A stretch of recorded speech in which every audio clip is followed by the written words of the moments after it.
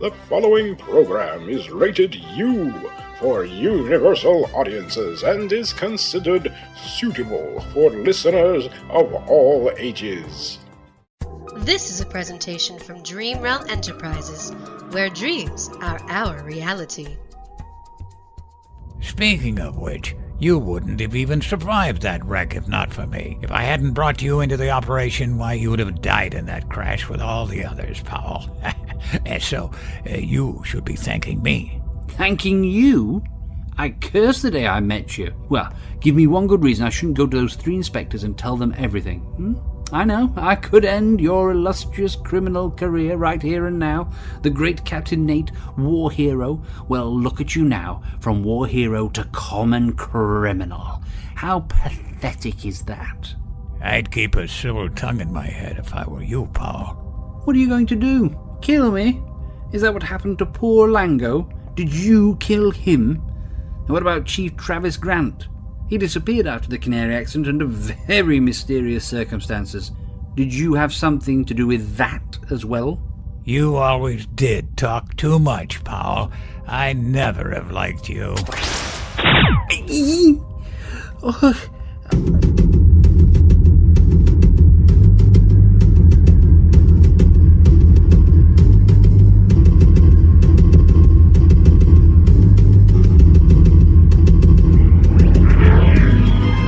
Doctor Who Murder on the Solar Express, written by Jonathan Patrick Russell, Episode 4.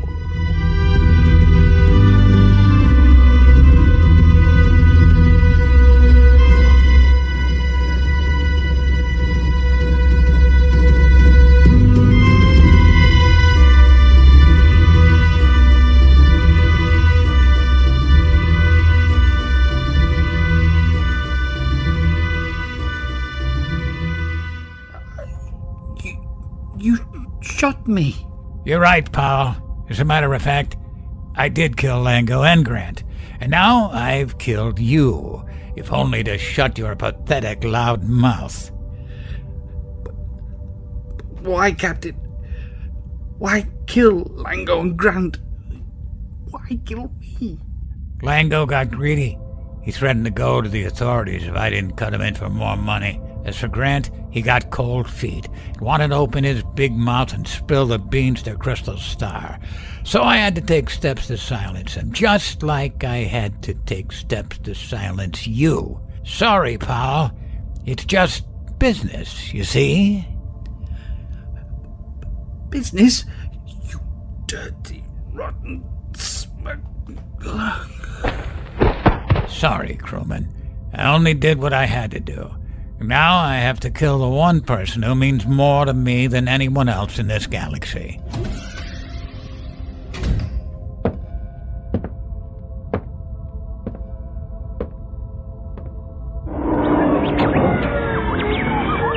Door malfunction.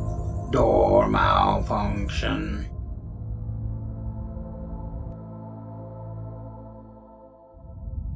So, are you going to turn us in, Doctor? Are you going to make an arrest? He will do nothing but die where he stands. Nate! No! There's no need to kill anyone else. It's kill or be killed. Oh, just like you killed Lieutenant Lango? Just like you also killed Chief Travis Grant? You are too clever for your own good, Doctor. Furthermore, you know too much, and that means you must die. You mean you actually killed Grant? I mean, I knew Lango had probably left you with no choice, but Grant as well? It was necessary. How many more killings have there been, Nate? How many? Only as many as were necessary, Felicity. Remember, I did all of this for you. But I never asked you to kill anyone. It's too late to be squeamish, Felicity. Far too late. And now, this man must also be killed.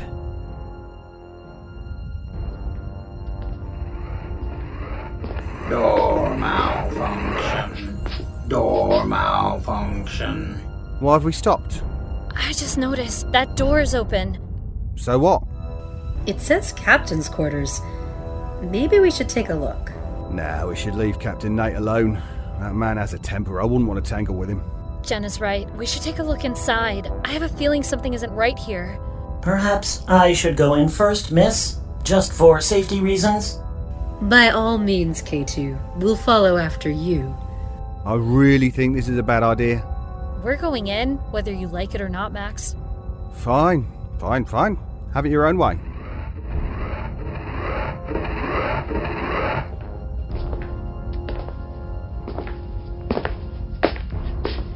Oh, by the goddess. It's a dead body. Let me see. Oh, no. There's Powell. There are no other persons in this cabin. I believe we are safe. I don't think anyone is safe aboard this ship. Who could have done this? Captain Nate. It had to be him. Oh, poor Powell. He didn't deserve this. I suggest we get to Dr. Hart's office straight away. I have a feeling the doctor is in real trouble. You're right, Mina. Let's go.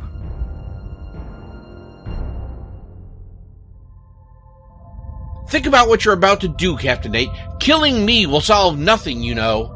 He's right, Nate. There have been enough deaths. I agree, but it is too late, Felicity.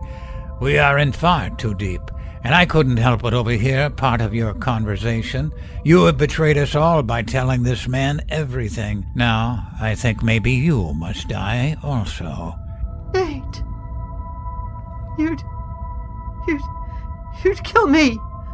But I thought we meant something to each other. So did I. How could you betray me? I wasn't trying to betray anyone. It has all just become too much, Nate. It's gone too far. Can't you see that? First the Canary, and the deaths of all those people, and then Grant and Lango. Grant was about to betray us. Lango asked for too much of a cut. As for the Canary, well, that was an accident. One that could have been avoided. How could it have been avoided? If we hadn't taken on the job in the first place, if we hadn't gotten mixed up with the Bata Group, we could have walked away, Nate. You mean we could have gone on the run for the rest of our lives? What kind of life would that be, Felicity? At least we would have been together. We loved each other once, Nate. And then all this happened and ruined everything.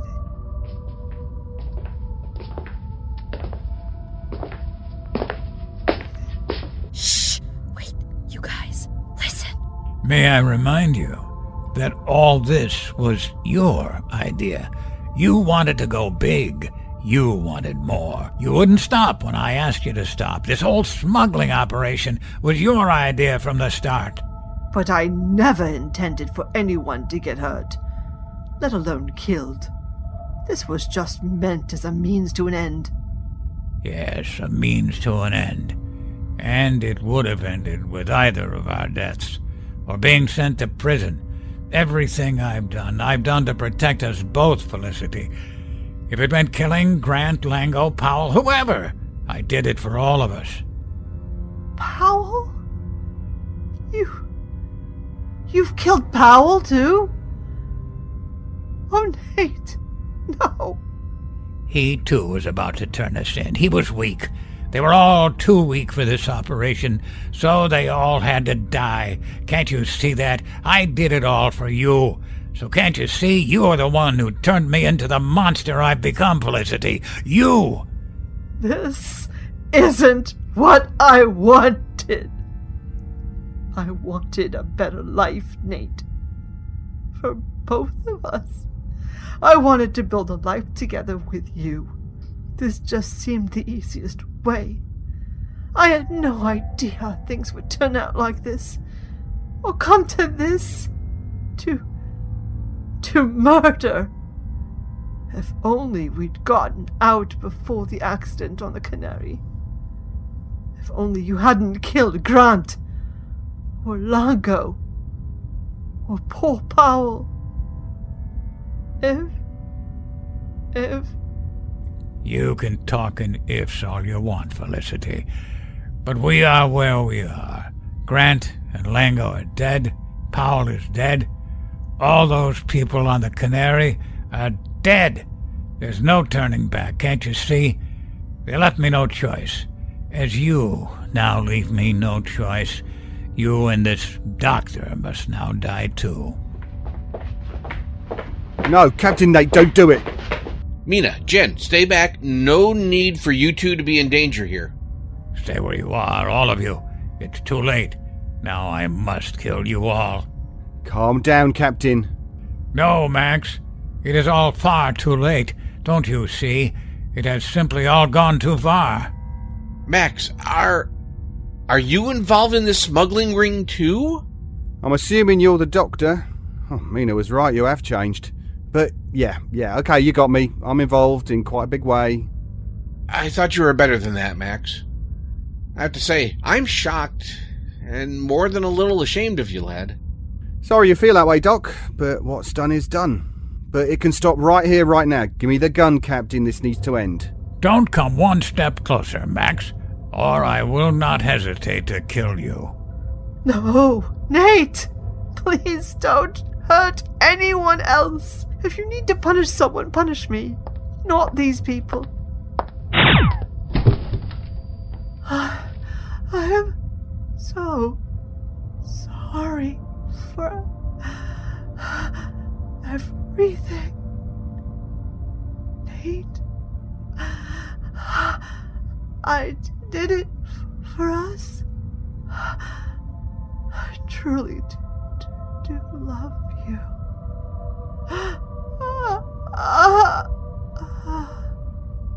Felicity, I'm sorry too, but who has done this? Drop it, Nate. You killed her. You killed my Felicity. That's right. I shot Dr. Hart. Now drop your weapon before I shoot you as well. Who are you? And why shoot anyone? My name is Tracy. Tracy Lane. And this is Dieter Van Hauser. We represent the Batra Group. I see. Come to collect your shipment of arms. Haven't got enough blood on your hands as it is. Quiet, you bleeding heart. We're just here to ensure our shipment of goods reaches its destination. This is business. That's all. A pretty sad business if you ask me. You deal in death, Miss Lane, in blood and suffering. Oh, great. Another bleeding heart. A bleeding heart? Me?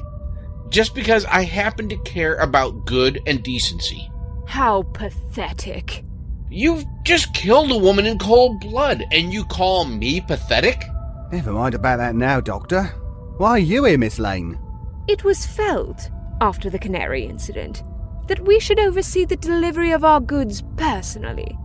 Just to be sure. So you didn't think old Captain Nate could handle the job this time? Well, you did manage to botch the last one. We can't be blamed for wanting to be certain the same mistake wasn't repeated. You'll get your goods. I am a man of my word. Dieter is also a man of his word. And the word is, shut up and simply do as you are told. All of you. No, drop that weapon. Drop it, Captain. I will not ask again. Very well. Look, why don't we just call it a day, Who are you, exactly? I am known as the Doctor. My friends and I are simple travelers. And I think it's time we went on our way. Don't you, ladies? I'm ready to get off this boat. Somehow, I don't think it'll be that simple, Jen. Indeed, it won't. You see, you three have interfered in our business. As much as I like you ladies, especially you, Jen, I can't just let you walk away. You three know too much. Hang on now. My friends here happen to be galactic inspectors. Kill them and you'll be in a lot of trouble, lady. Galactic inspectors? And you think that worries me for some reason? Dieter, kill them. Hang on there a moment, Dieter. Why should Dieter listen to you? What can a galactic inspector do to me? Well, if I'm honest, that whole galactic inspector thing was a little deception. Actually, we're nobody of consequence, to be frank. Then it is too bad for you that you happen to be in the wrong place at the wrong time. We're time travelers. Happens all the time. So you find this situation funny? Not especially, no.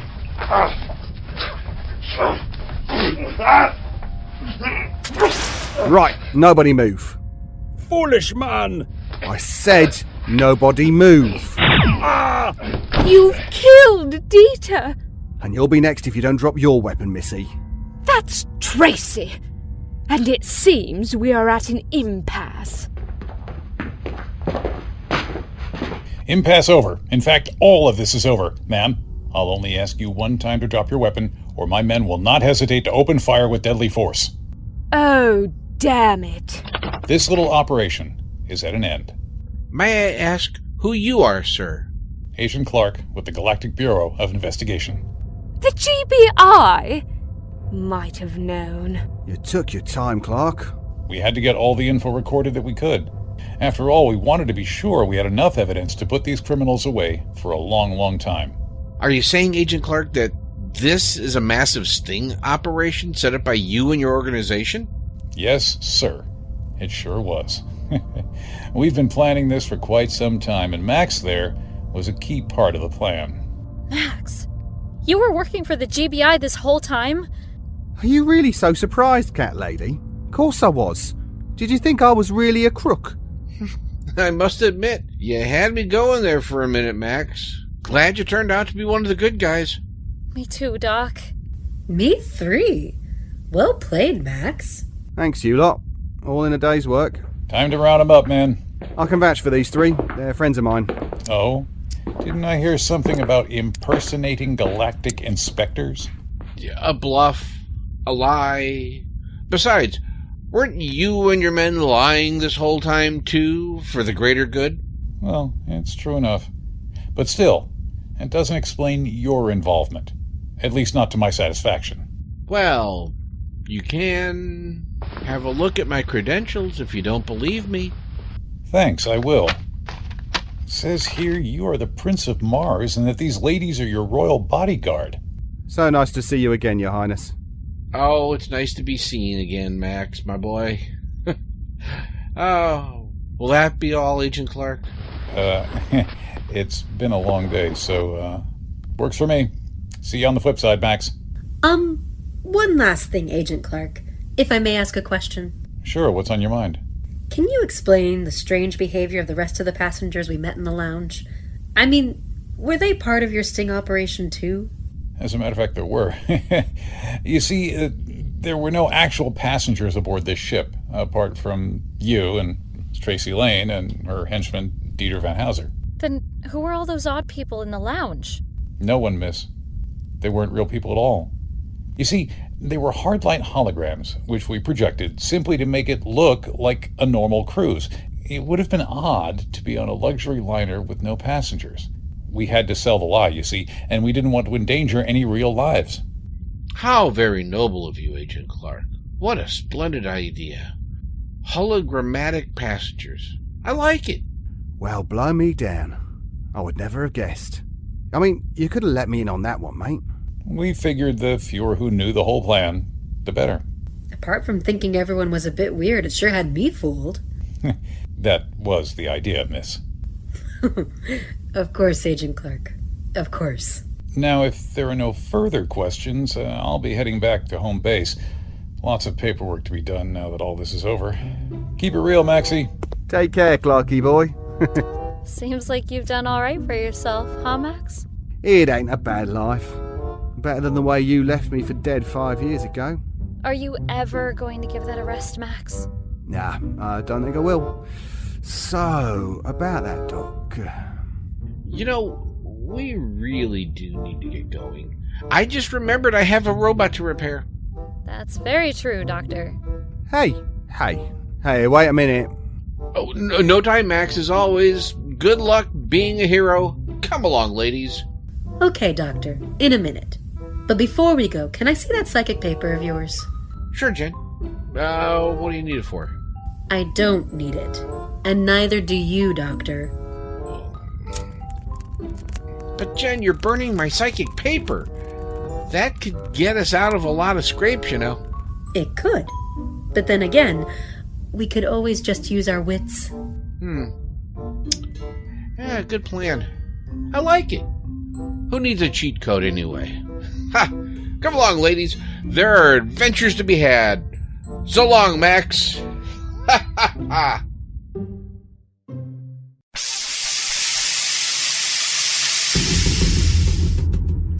You have been listening to Doctor Who Murder on the Solar Express, Episode 4, written by Jonathan Patrick Russell, which starred, in order of appearance, Joe Stofko as Captain Nate, Gareth Bowley as Purser Powell, Jonathan Patrick Russell as the voice of the computer, Lisa Michaud as Dr. Felicity Hart, Paul Arbisi as the Doctor, David Ault as Max, Tanja Melojevic as Mina, Sally Wiget as Jen, Elie Hirschman as K2, Lexi DeSollar as Tracy, Joe J. Thomas as Dieter, and Jerry Kokich as the First Officer, a.k.a. Agent Clark.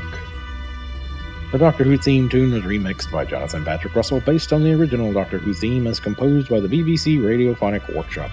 The incidental music was provided by Kevin MacLeod, the post-production editor. For this production was Lee James Sands. The sound designer, script editor, producer, and director was Jonathan Patrick Russell. Please note that this audio range is not intending to supersede or infringe any other existing copyright in relation to Doctor Who or its concepts and sounds, which remain property of the British Broadcasting Corporation.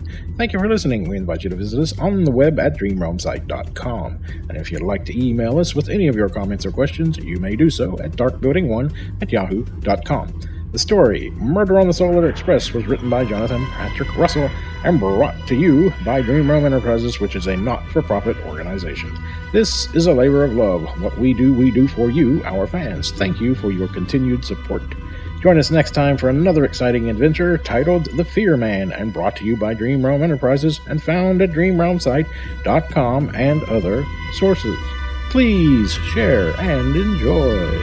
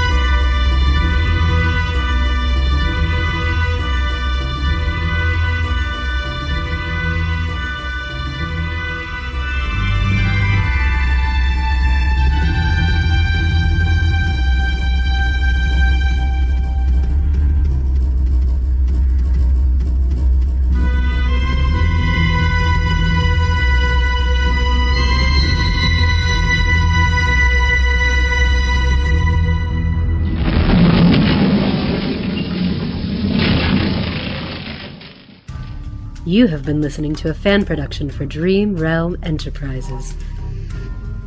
This is a not-for-profit program.